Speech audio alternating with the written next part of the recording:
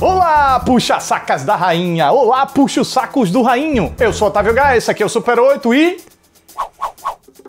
Hoje, seguindo nossa campanha de falar de todos os indicados ao prêmio de melhor filme do Magricelo Brilhoso, chegamos a uma esquisita obra sobre concorrência de um esquisito cineasta, que merecidamente chegou à premiação máxima do cinema. Estão comigo? Pois então, simbora!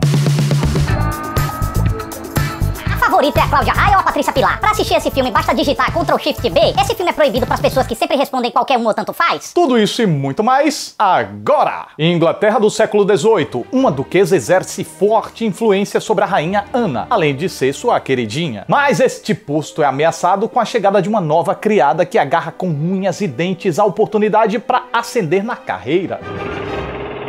Dependendo da sua atenção, pode ser difícil perceber o que esse filme tem de tão especial para merecer tantas indicações do Busanfinha de Ouro. Afinal, foram 10. Mas abra um pouco os olhos e você vai conseguir notar a quantidade de observações sobre a natureza humana que ele oferece, através de um magnífico estudo de personagens. A trama é construída através do interesse de cada personagem e dos vários conflitos que acontecem quando eles se chocam. Às vezes, até quando não se chocam, parece que as pessoas sentem falta de antagonismo e fazem por onde se chocar. De qualquer jeito, o filme toma bastante cuidado para não categorizar os personagens como mocinhos ou vilões, apesar dos personagens assumirem comportamentos mocinhescos ou vilanescos como um instrumento de suas jogadas de manipulação, o que é uma sacada fantástica que humaniza ainda mais essas personas. E falando em humanizar, eu acredito que seja o trabalho mais humanizado que eu lembro ter visto do diretor Yorgos Lanthimos, que tem uma queda enorme por comportamentos esdrúxulos. Bom, eu falo isso me baseando em O Lagosta e O Sacrifício do Cervo Sagrado, que são os dois trabalhos do compadre que eu assisti e achei fascinante.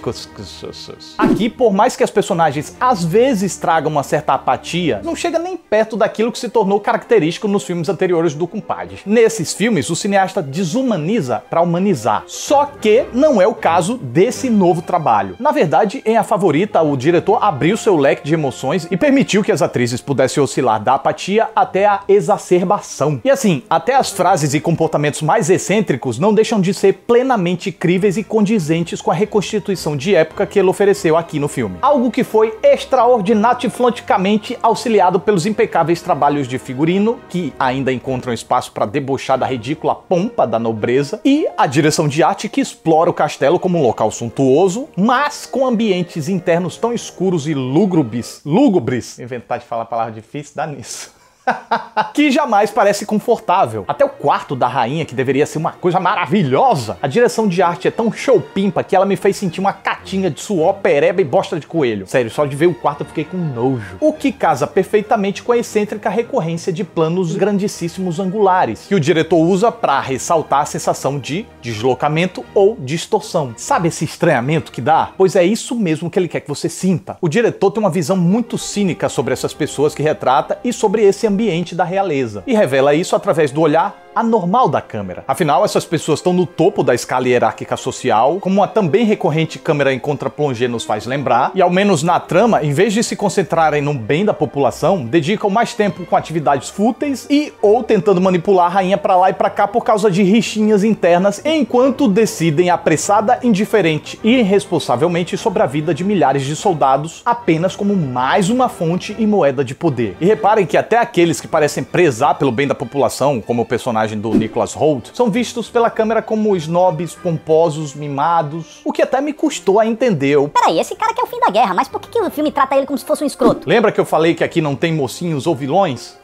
Pois é, até o cara que mais está preocupado com o fim da guerra age como um playboyzinho. O roteiro de Yorgos Lanthimos é muito corajoso ao tomar as liberdades que deseja para contar essa história desprendida de tabus, que se baseia em fatos e boatos sobre as ações políticas e principalmente sobre a vida íntima da rainha Ana e das pessoas em torno dela que a influenciavam nessas ações políticas. Às vezes o roteiro é mais direto, sem tabus, com um claro objetivo de chocar, e às vezes brinca com a interpretação do espectador, apenas sugerindo e deixando deixando que a gente entenda o que quiser. Eu gosto muito da divisão em capítulos do roteiro que se diverte sadicamente criando a expectativa e sempre nos levando por caminhos que a gente não esperava. O que é ótimo para manter a gente sempre encucado. E a direção do sujeito é igualmente corajosa ao desvirtuar descaradamente lugares comuns ou levar aquilo que a gente conhece e já se habituou a novos contextos. Lanthimos usa e abusa de símbolos, mas também não se envergonha de ser mais óbvio quando precisa. Como aquele momento em que a Abigail segura a arma por acaso apontada para Sarah, o que não apenas quer mostrar que a personagem intencionalmente segurou a arma naquela posição para revidar o tiro falso que tomou,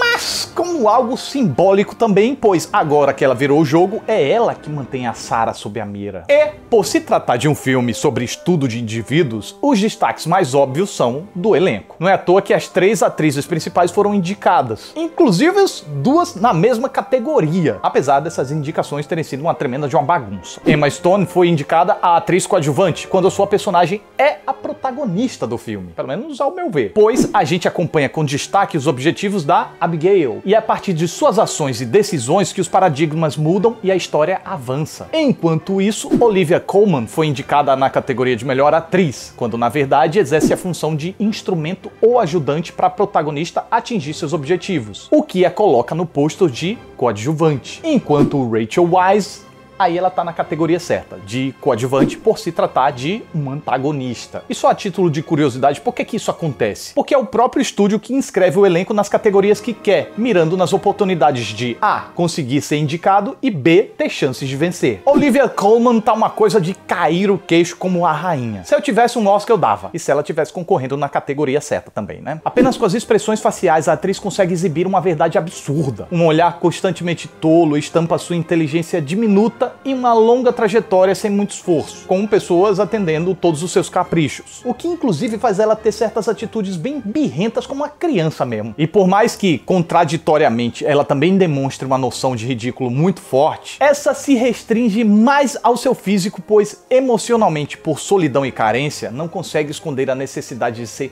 paparicada e, com isso, acaba se tornando um alvo fácil demais de manipulação de mentes traiçoeiras mais inteligentes. Notem que até quando ela tenta enganar alguém, são atitudes adolescentes e ela é tão ingênua que não consegue evitar de entregar os seus intuitos de bandeja. Mas o que curiosamente desmistifica ainda mais a rainha é uma tristeza que Olivia Colman deixa transparecer como se a personagem se sentisse um peso morto. Olhem o rosto da atriz quando ela vê a Sarah dançando. Num primeiro momento eu achei que fosse puro ciúme, depois eu notei que ia além disso. Interpretei como um ressentimento por não poder estar ali dançando com a Sarah e por se sentir incapacitada fisicamente por causa dos seus problemas na perna. Enquanto as outras 2 atrizes não saem por baixo não. Diferente da rainha, são 2 safas e só revelam seus reais intuitos quando isso se mostra ser a jogada mais cabível. Rachel Weisz compõe uma megera mais contida, que tenta esconder seus sentimentos para não se revelar fraca, e quando se revela fraca, não é algo que ela deixou escapar não, mas algo completamente simulado. Talvez a personagem se enxergue como uma pessoa que precisou se tornar uma vilã fria e ardilosa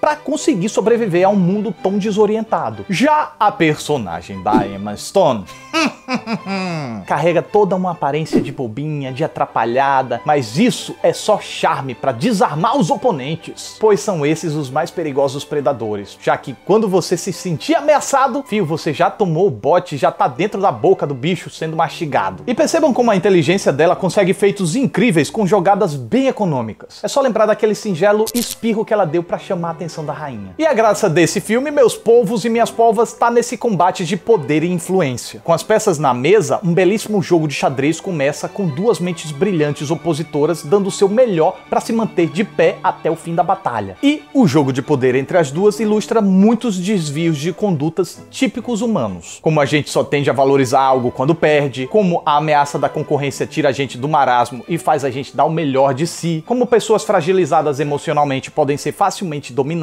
e manipuladas, e a que excesso as pessoas se submetem para conseguir o que querem. Some a tudo isso uma trilha sonora com zumbidos repetidamente perturbadores, algo recorrente na filmografia do cineasta, que serve para compassar os movimentos de cada jogadora nessa partida de dissimulação, como se fosse um tic-tac de relógio, só que igualmente distorcido como todo o resto. Se alguém ao término do filme se perguntar qual a graça desse filme, eis que é a mesma que as pessoas encontram para assistir a um jogo de futebol, basquete, cricket, corrida, ping-pong, sinuca, Hadouken, Biruleibe, tanto faz. Ou seja, qualquer disputa que exponha uma grande habilidade de ambos os oponentes e que renda uma partida tão bem jogada que até sem você entender bulhufas das regras do jogo, você fica hipnotizado pelo talento dos jogadores e pela rivalidade. É aquele tipo de partida tão bem jogada que você não torce pelos jogadores, mas pelo jogo em si. Com a diferença que aqui o jogo é psicológico e de inteligência.